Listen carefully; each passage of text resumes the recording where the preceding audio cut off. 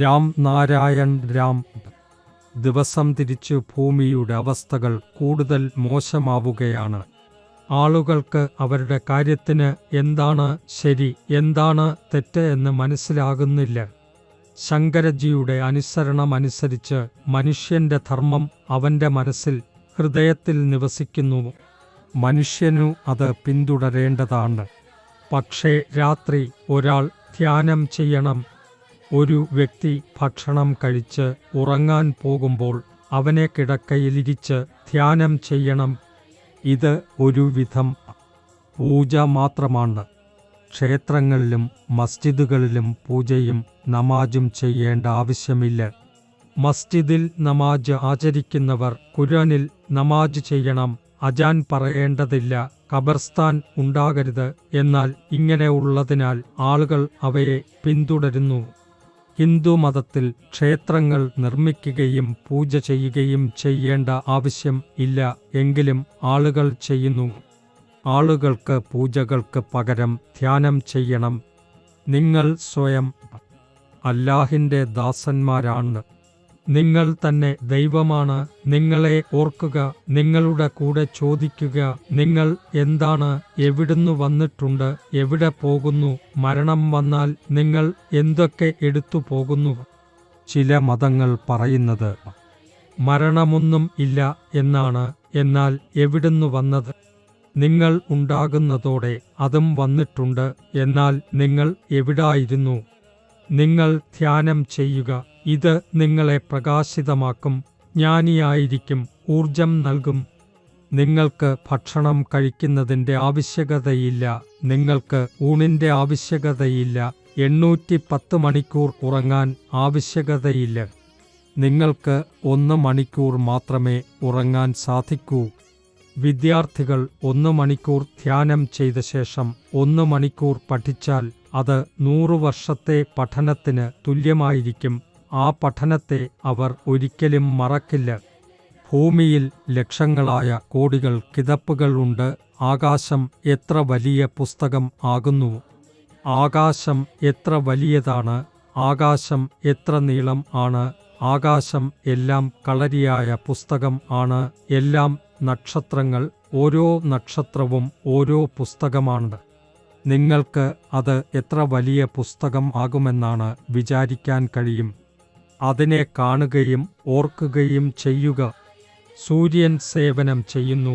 സൂര്യൻ എല്ലായിടത്തും കാലിൽ താഴെ, വെള്ളം കാലിൽ താഴെ, ഭൂമി കാലിൽ താഴെ. എങ്കിലും ആളുകൾ താഴ്ന്നിരിക്കേണ്ടതില്ല, സമർപ്പണം ചെയ്യേണ്ടതില്ല. ഈ സൂര്യന്റെ പ്രകാശം നമ്മുടെ കാലിൽ താഴെ തന്നെയുണ്ട്. മുകളിൽ വായു, മുകളിൽ താഴെ ആകാശം, മുകളിൽ താഴെ വെള്ളം, താഴെ മുകളിൽ ഭൂമി, നമ്മുടെ കാലിൽ താഴെ. എല്ലാവരുടെയും മാന്യത കാട്ടണം. ആരോ ന്യായാധിപനായിരിക്കും, പ്രധാനമന്ത്രി, പ്രസിഡന്റ് ആകുന്നു. എങ്കിലും ആരും കീഴടങ്ങാൻ തയ്യാറല്ല. ചിലയും വൃദ്ധിച്ചു നിൽക്കുന്നതുവരെ അത് താഴേക്ക് വണങ്ങുകയും തൻ്റെ പന്തുകളെ തിന്നാൻ അനുമതി നൽകുകയും ചെയ്യുന്നു. പുഷ്പങ്ങൾ മുറിക്കുന്നവർ, തുളസി പത്രം മുറിക്കുന്നവർ, അവർക്ക് ദുഃഖം അനുഭവപ്പെടുന്നു. മുറിക്കേണ്ടതായാൽ കൈകളെ ചേർത്ത് ചോദിക്കുക. ഭൂമിയിൽ കള്ളന്മാർ വർദ്ധിച്ചിരിക്കുന്നു. രാഷ്ട്രീയക്കാർ, രാഷ്ട്രീയപരമായ അല്ലാത്തവർ എല്ലാം കള്ളന്മാർ ആണ്. കള്ളന്മാരെ രക്ഷിക്കാൻ മാത്രമാണ് ഭരണഘടന നിർമ്മിച്ചത്. കള്ളന്മാരെ സൃഷ്ടിക്കാൻ ഭരണഘടന ഉണ്ടാക്കിയിട്ടുണ്ട്. നമ്മുടെ ജനനഹാവാനിന് ആരാണ് മേൽനോട്ടം വഹിക്കുന്നത്? അതിന് ഉത്തരം ആരും നൽകും? കുറച്ച് ദിവസങ്ങൾക്ക് മുമ്പ് ചൈനയും റഷ്യയും ഇന്ത്യയും ചേർന്ന് ഏഷ്യൻ ബ്ലോഗ് ഉണ്ടാക്കും. ഏഷ്യൻ ബ്ലോഗ് ഉണ്ടാകും. പിന്നെ മറ്റുള്ള രാജ്യങ്ങൾ കൂടി വരും. ഇന്ത്യയും പാകിസ്ഥാനും വേർതിരിച്ചിരിക്കുന്നത് ആരാണ്? ഹിന്ദു മുസ്ലിം എന്നവിടെ ഒരേ രക്തം, ഒരേ ജിൻ, ഒരേ ആത്മാവ്. അത് വേർതിരിച്ചിരിക്കുന്നത് ആരാണ്? നെഹ്റുവും മഹാത്മാഗാന്ധിയും ഭൂമിയുടെ നാശത്തിന് കാരണമാണ്. നെഹ്റു കുടുംബം വിദേശത്ത് നിന്നാണ് വന്നത്. നാഥൂറാം ഗോഡ്സെ ഗാന്ധിയെയും കൊന്നു. അവനെ ഫാസി നൽകിയിരിക്കുന്നു. ഫാസി ഇല്ലെങ്കിൽ നെഹ്റു കുടുംബത്തെ വൃത്തിയാക്കി വച്ചിരിക്കുമായിരുന്നു.